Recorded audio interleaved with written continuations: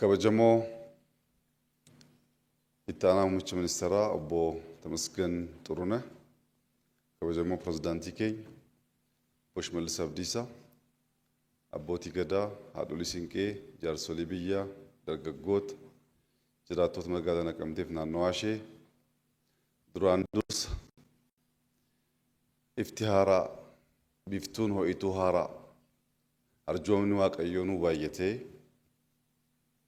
ummanni keenya gadadoo cabuu boo'icha keessaa bahuudhaan waa'ee misoomaa mari'achuu danda'uu isaatiif gammachuu guddaa natti dhaga'ame isiniif ibsuu barbaada.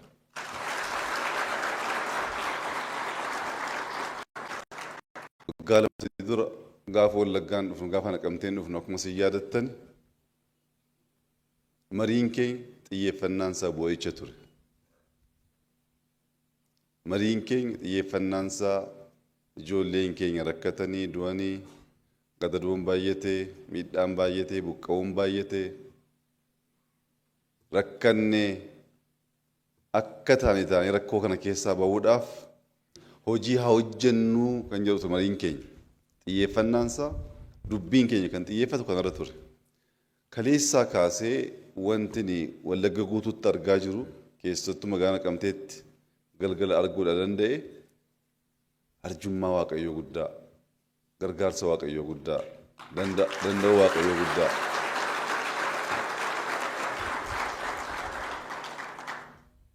Dhuguma Waaqayyoo nama hodhabe harreedhaan hojjechuu akka danda'u Naqamteen ragaadha.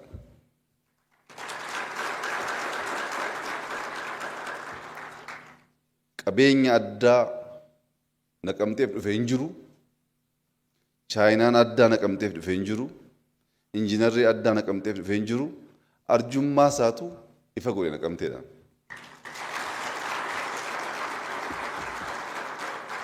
Kun abdii guddaa natti horee jira. Uummata kootti dhaamsa an dabarsuu barbaadu abdiin jira.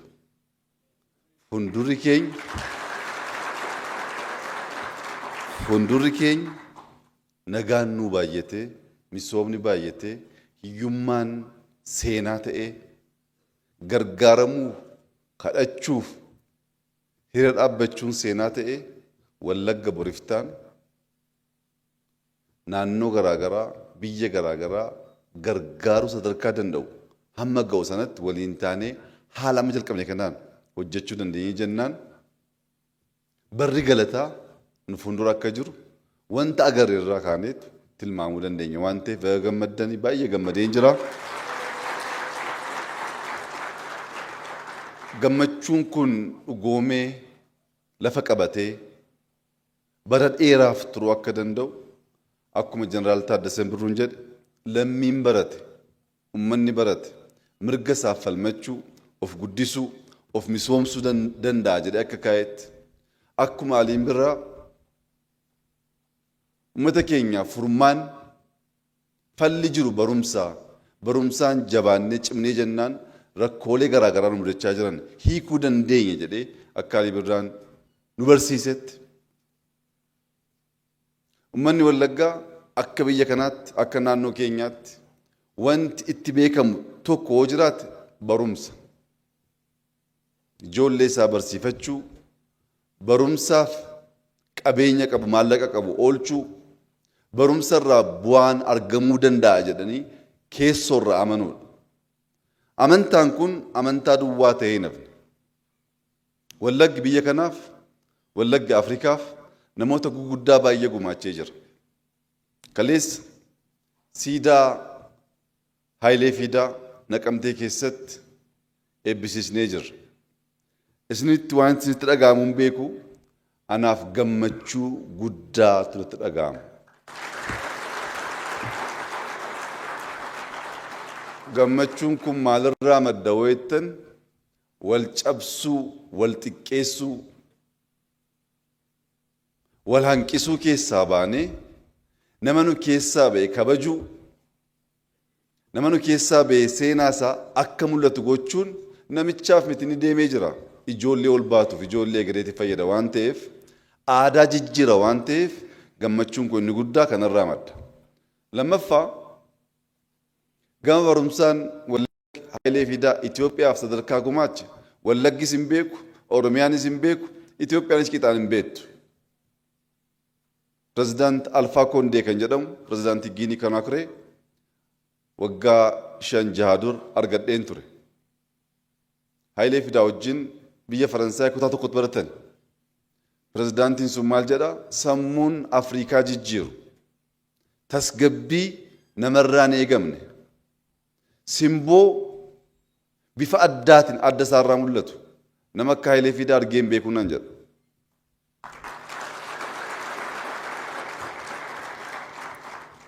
Nuuf garuu akkuma beektan maqaa isaa waamnee barumsa irraa barannee hanqinni moo jiraate guunnee dhaloonni irraa akka waan haaraa baratee guddatu gochuu keessa akkuma sabaatti rakkoo qabna waan ta'eef rakkoon kun kaleessa naqamtee keessa waan cabeef kanarraa madda gammachuun koo isaaf miti. Gama siyaasaan isa duwwaa miti. Baarotumsaa hoo kaasnee ilaalle bara sana keessatti yaada guguddaa uummanni keenya hanga irra ajandaa godhatee gaaffii gaafatu namoota kaasee qabsaa'ee qabsoo uummata keenyaa finiinsee namoota aarsaa ta'edha.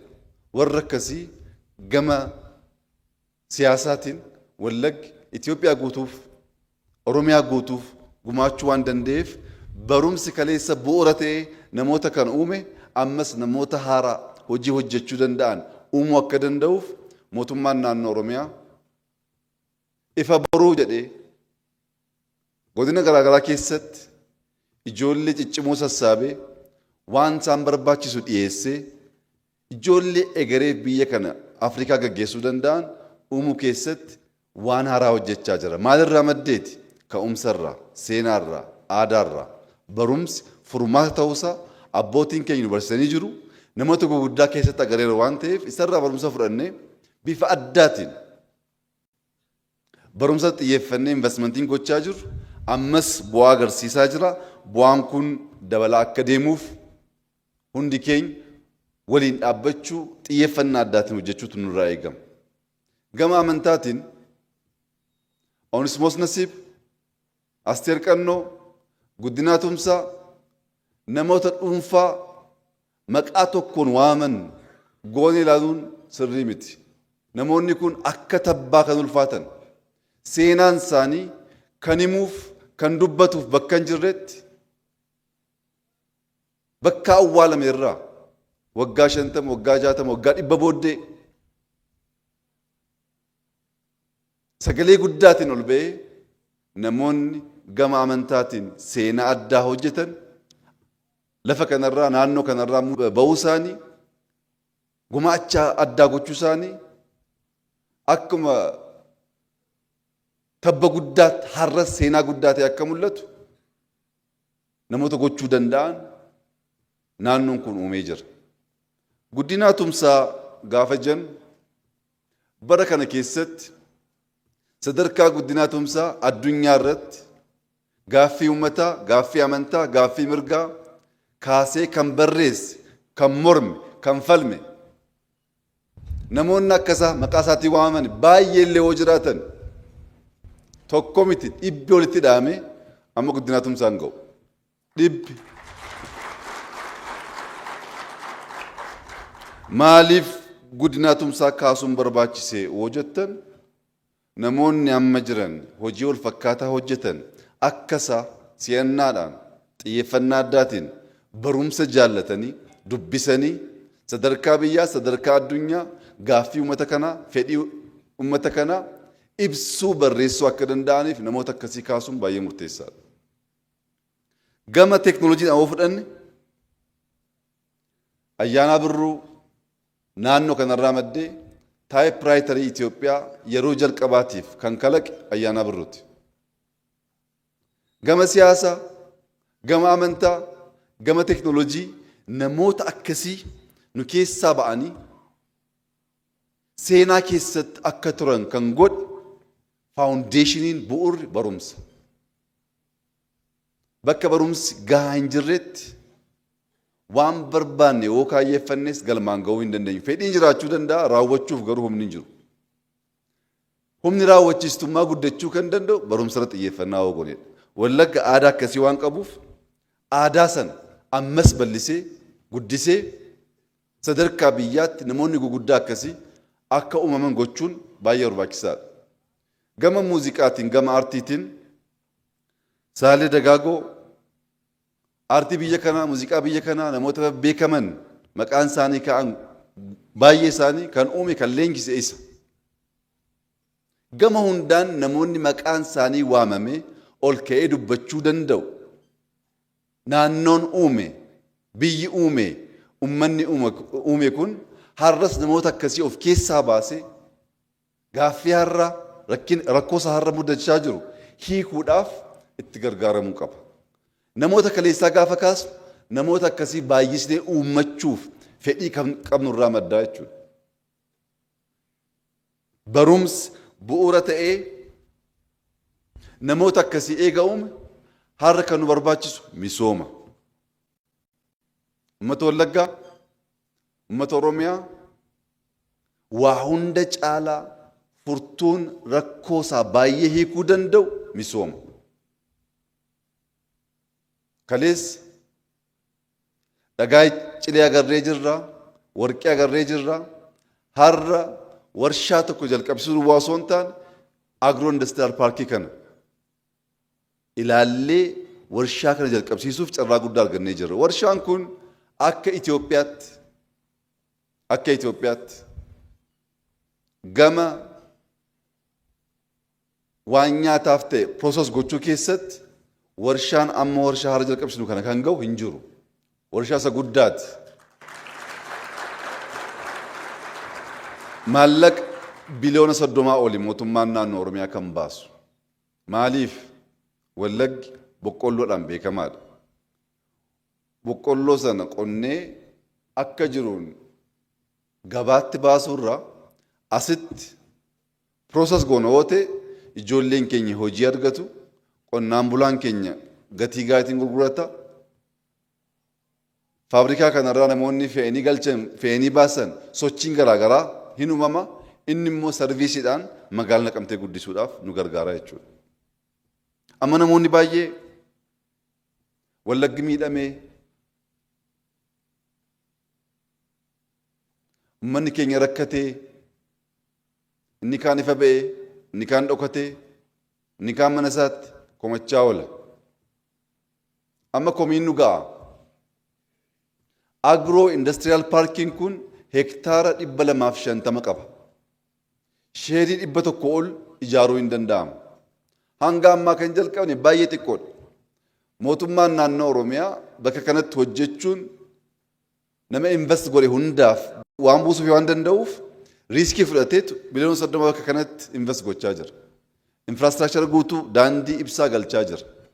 Abbootiin qabeenyaa naannoo kanarraa ba'an 15, 20, 30 sheerii tokko fudhatanii hojjetanii jennaan yeroo gabaabaa keessatti agiroo indastiriyaal paarkiin kun indastirii guddaa ta'uu danda'a. Naannoo biraarraa muuxannoo fudhannu. Adaamaa, Bishooftuu, Bahar Daar, Direedawaa, Dabra Birhaan yoo deemne namoonni naannoo sanarraa ba'anii Finfinnee galanii biyya alaa deemanii qabeenya argatan deebi'anii naannoo isaaniitti faabrikaa gurguddaa hojjechuudhaan carraa hojii dargaggoof uumaa jiru. Dinagdee naannoo isaanii guddisaa jiru. Bifa mul'atuun keessattuu gama indastiriitiin magaalonni maqaa isaanii sila kaase hojii guddaa hojjechaa jiru. Hojiin sun Naqamtee dhufuudhaaf wanti isa rakkisu tokko iyyuu hin jiru. Diyaaspooraan qofaatti yoo dadhabe 15-20 ta'etu waliin ijaarrachuu danda'a. Inni Finfinneetti gamoo garaagaraa qabu immoo sheerii 1-2 yoo ijaare Wallaggaan kan gargaaru boo'ichaan hamii komii miti hojiidhaan. Namni Wallaggaa jaallatu haa hojjetu. Namni Wallaggaaf quuqamu yeroonsa amma hojjennu hojii duwwaadha rakkoo wallaggaa kan hiiku. Naqamtee kaleessa ifa taatee bulte akkas miidhagdu sana kan agarre hojiidhaan boo'ichaan naqamtee ijaaruu hin danda'amu. Kanaaf uummanni keenya arjummaa guddaa, kennaa guddaa, gaarummaa guddaa waaqarraa arganne kan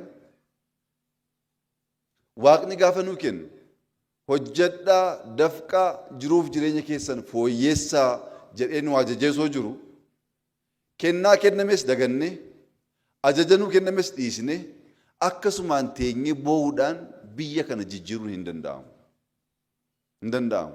Hojii dafquudhaan dadhabuudhaan biyya miidhagaa akkasii kan keessaa ba'an osoo hin taane kan itti deebi'an gochuu akka dandeenyuuf waliin taanee hojjechuun yeroonsa amma mootummaan keenya kanaaf qophaa'aa ta'uusaa isin ibsuun barbaada.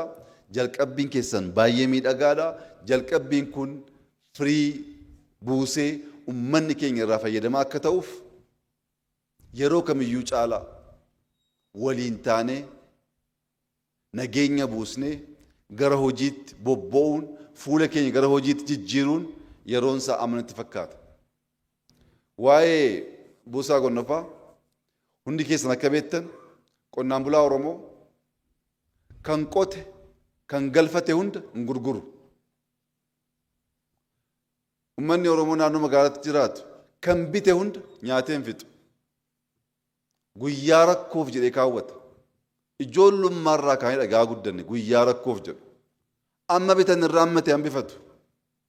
Rakkoo maaliitiin nyaannaa gaafa jennu hin beekamu. Duuti dhufuu danda'a. Ollaan rakkachuu danda'a. Waan qaban hunda fixuun sirrii biteedha.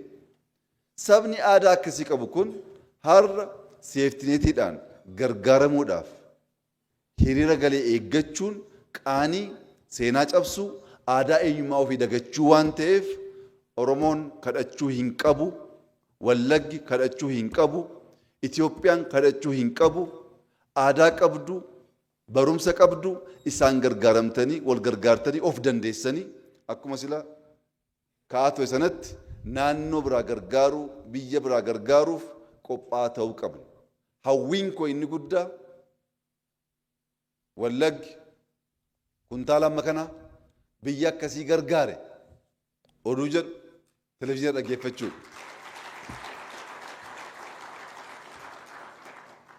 Kadhannaan, tuffatamuun, qooduun, wal cabsuun nu gahee jira. Amma tokkummaa cimfachuu, hojiitti bobba'uu, carraa arganne kanaan gargaaramne hojjechaa, irraa buufachaa, irraa gammadaa, galatammoo galchaa. Galatammoo hin dagatinaa. Isatu waa baay'ee fide waan ta'eef.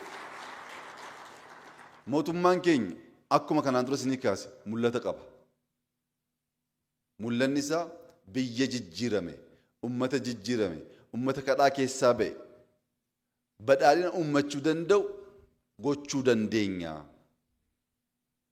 Mul'ata kan barreeffamaan, mul'ata kan hojii qabatamaan hiikuudhaaf woo xiqqaate akka mootummaatti kaayyoo 5 keenyee jirra. Kaayyoon inni jalqabaa waan qabnu, waan uumamaan arganne adda baafannee itti gargaaramuu danda'udha.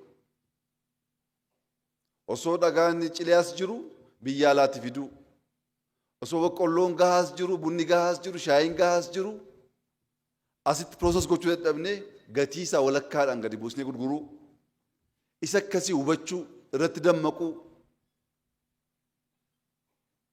waliin dhaabbachuudhaaf qalbii jijjiirrachuu, wal gargaaruudhaaf qophii addaatiin walii hojii hojjechuu danda'uun kaayyoon jalqabaati. Inni lammaffaa gaggeessummaa fagoorraa yaadaan dubbiidhaan ibsamu duwwaa osoo hin taane gaggeessummaa hojii guyyaa guyyaa hordofuudhaan piroojeektii jalqabne finnee irraa fayyadamuun aadaa akka ta'u gochuudha. Fakkeenya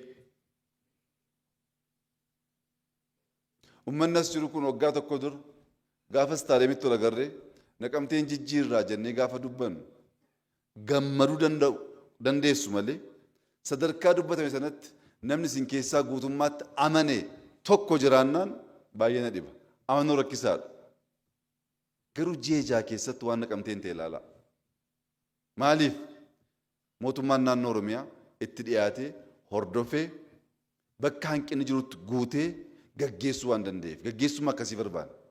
Piroojeektiin kun guyyaa 800 booddee yookaan waggaa 2 walakkaa booddee hin dhumaanuun jedhanii jiru. Waggaa 2 jeejaa booddee gaafa deebinu piroojeektiin kun hin dhumu taanaan kaayyoon keenya inni lammaffaa galmaan hin geenye jechuudha. Dubbachuu miti, waadaa galuu miti, hojjetanii agarsiisuudha. Kanaaf gaggeessummaan amma hordofaa jiru piroojeektiin 100 lakkaa'amu jiraachuu ni mala. Bakka hundatti hordofne hanqinni yoo jiraate itti guunne yeroo isaatti fixuudhaan uummata keenya gammachiisuun kaayyoo isa lammaffaati. Inni sadaffaa hojmaata fooyyeessuudha. Hojmaata jechuun fakkeenyaaf magaalaa Naqamteetti miilaan deemuu akka dandeenyuuf hookoo hojjennee jirra. Baayikiif daandii hojjennee jirra. Magaalli qulqulluu ta'uu qaba jennee jirra. Biqiltuu dhaabnee jirra. Magariisa dhaabnee jirra. Kana eeguun kana tiksuun hojmaata barbaada. Magaala ife magaala bareede ummata magaala sana eeguu hin dandeenye taanaan deebi'ee bada. Namni karaa adeemuuf maluuf deemuu qaba. Konkolaataan karaa adeemuuf maluuf deemuu qaba. Bakka dhaabbachuu qabu dhaabbachuu qaba. Margara deemnaan biqiltuu kunuunsuu dadhabnaan ummanni ollaa naannoo sana jiru maaliif jedhee gaafachuu qaba.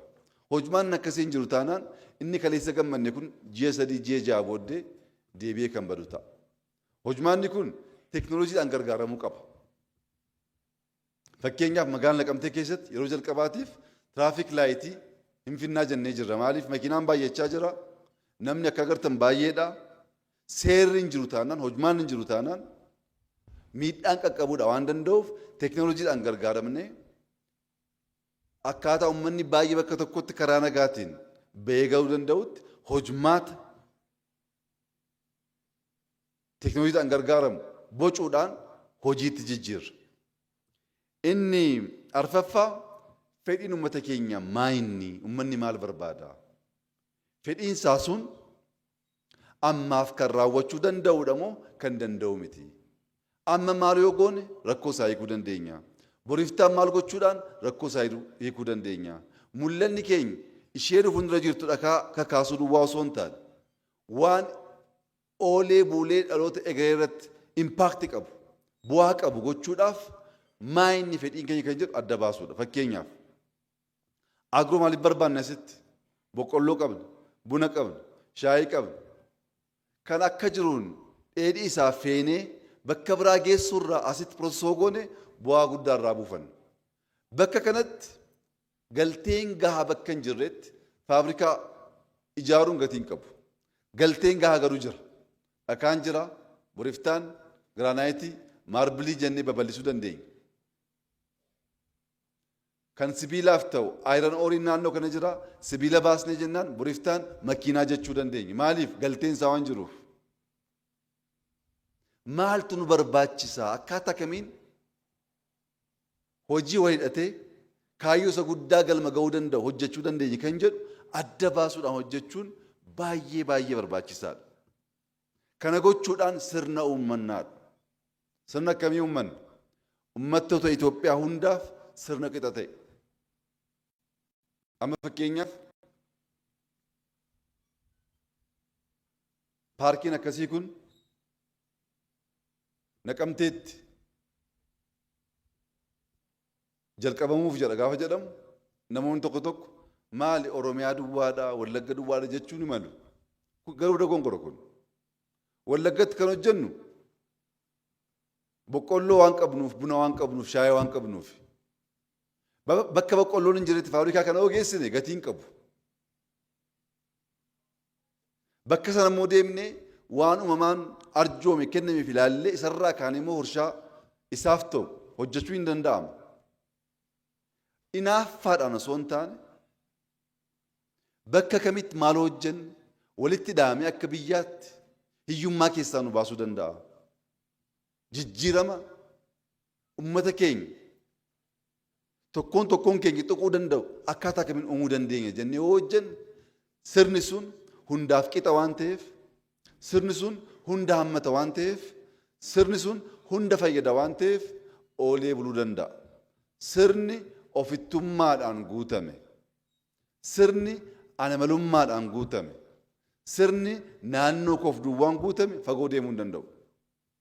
Mootummaan keenya Oromiyaa hin jijjiira, Sumaalees hin jijjiira, Affaaris hin jijjiira, Amaaras hin jijjiira, Sidaamoos hin jijjiira. Mootummaan kun mootummaa Oromiyaa jijjiiruuf duwwaa uumame miti. Mootummaan kun Itoophiyaa jijjiiree achi keessaan Afrikaa harkisee kan baasuudhaaf hawwiif mul'ata qabudha. Namoonni mul'anni isaanii xiqqaatee nu xiqqeessuu akka hin dandeenyeef sababa bal'aa kanaaf ergaan dhaamsuu barbaadu aadaan keenya, eenyummaan keenya hammachuu, gorshuu, kennuu, gargaaruu, ofitti qabuu kan qabnu irraa qoonnee kan hin qabne irraas qoonnee kennuu waan ta'eef isarraa waan nu xiqqeessu irraa of eeggachuu qabna. Abaarsi namaa, jechi namaa nama cabsa. Jechi kun gaafa bayyachaa deemu immoo aadaa ta'ee dhugaa waan ta'uudha amaluuf ijoolleen asii oli guddachaa jirtan aadaa uummata kanaa kan hin beekne Oromoon kan beekamu hammachuudhaani, gurshuudhaani isa gochuudhaaf Oromiyaan hojii jijjiirame Itoophiyaa dhiisaatii biyyoota ollaa baay'ee gargaaruu danda'a. Miira kanaan waliin taanee hojjechuu akka dandeenyu nageenya keenya saffisiisaa ta'ee misoomaaf mijataa ta'ee baanee galuuf kan nu gargaaru akka ta'uuf as Sorgaatti hojii guddaatu hojjetamaa jira. Sorgaan bara dheeraan beektuun bareeda. Amma jalqabbiin kun Naqamteef duwwaa miti, Wallaggaaf duwwaa miti, Asoosaarraa, Gaambeellaarraa, Amboorraa, Jimmarraa, Beddelleerraa namoonni dhufanii boqochuu akka danda'aniif nageenyi magaalaa keenyaa akkuma kaleessaa agarreetti saffisiisaa ta'e akka deemuuf dargaggoon magaalaa Naqamtee maqaan taane uummata keenyaaf kennamee jiru kana. Maqaan taane uummanni Wallaggaatti beekamu jijjiiramee itti kennamee jiru kana jijjiiruudhaaf waliin dhaabbachuun baay'ee murteessaadha. Abbootiin amantaa, jaarsoliin biyyaa siyaasa bu'aa hin qabneef ishee guyyaa har'aa ilaaluu keessaa baanee maqaan akkasii kun gaafa oolaa bulu maqaa dhugaataa waan deemuuf asitti dhaabatee kana booddee dubbiin keenya misooma, nageenya, waliin dhaabbachuu, tokkummaa ta'uu akka ta'uu danda'uuf walii keenya gaafa dubbannus manatti gaafa dubbannus ergaan taane dhalootatti dabarsuu akka hin dandeenyeef of eeggannaa gochuun barbaachisaadha. Kaleessam dhugaadhaayii naqamtee bultanii dhugaadhaayii naqamteen nagaadhaayii nuun jedhu kana caalaa cabuun jira. Nagaan naqamtee keessa jiru, jaalalli naqamtee keessa jiru, miirri obbolummaan naqamtee keessa jiru Wallagga darbee Itoophiyaa guutuuf hin ga'u.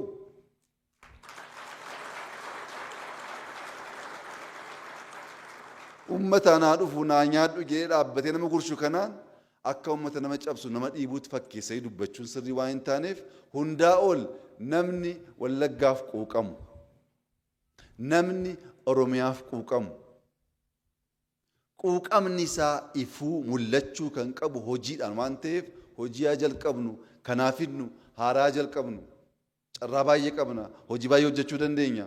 Isa gochuudhaan Wallagga Itoophiyaa guutuuf gahuu dandeessu, hammachuu dandeessu, barattoota beektota baay'ee of keessaa baasuu kan dandeessu gochuu akka dandeenyuuf waliin akka dhaabbannu amaanaa isin jechuun barbaada.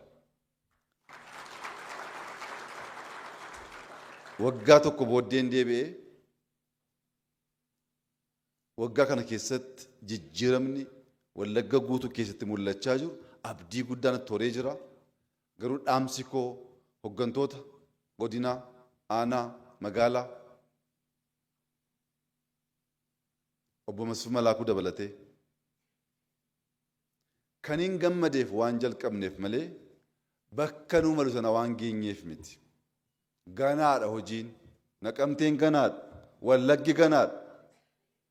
Jalqabbiin keenya hin gammachiisa, isaaf hin galateeffannaa, garuu immoo gammannee rafuu ta'e deebinee isa kaleessaa keessa waan galluuf hojiin kun itti fufuu qaba. Ji'a 3-4 booddee nan deebi'a. Gaafa hin deebi'u bakkan kaleessa waggoletti waggochuun barbaadu inni kaleessaa dhumate du'e jechuudha. Balbala haaraa, hojii haaraa, naannoo haaraa ilaaluu barbaanna. Kana gochuuf uummata keenya wajjin taane cimnee akka hojjennu namoonni aangoo irra jirtan carraa Waaqayyoo isinii kenna.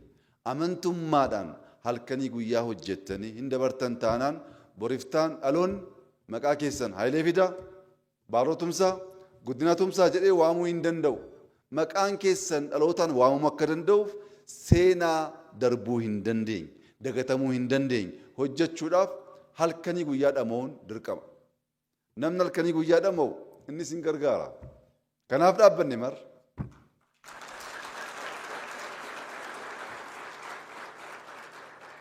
Kanaaf ol gargaarree Wallaggaa jijjiirruu, Oromiyaa jijjiirruu, Itoophiyaa jijjiirruu, Itoophiyaan dhaabbachuu hin qabnu. Biyyoota ollaa gargaarru jijjiirruu. Hiyyummaa Afrikaa keessa jiru balleessuudhaaf nu caalaa abbummaan hojjechuudha kan danda'us kan irraa bareedus kan jiru natti hin fakkaatu waliin taane hojiitti bobbaanu gammachuu guddaa miira baay'ee miidhagaa ta'e guddaatiin gara Finfinneetti deebi'aa jirra. Kun sinqii nu ta'ee ji'oota muraasaaf akka nu gargaaruuf abdiin qaba. Kadhannaan keessan, jajjabinni keessan, tokkummaan keessan nurraa akka nafne amaanaa jechaa warra nurraa fagaatanii jiran. Hoo xiqqoo turanii Naqamtee keessa deemuun rakkatu waan ta'eef dubbiin jijjiiramaa waan jiruuf takka tokko deebi'an dhaamsa koon deebisa. Nagaatti ulfaadhaa galatooma.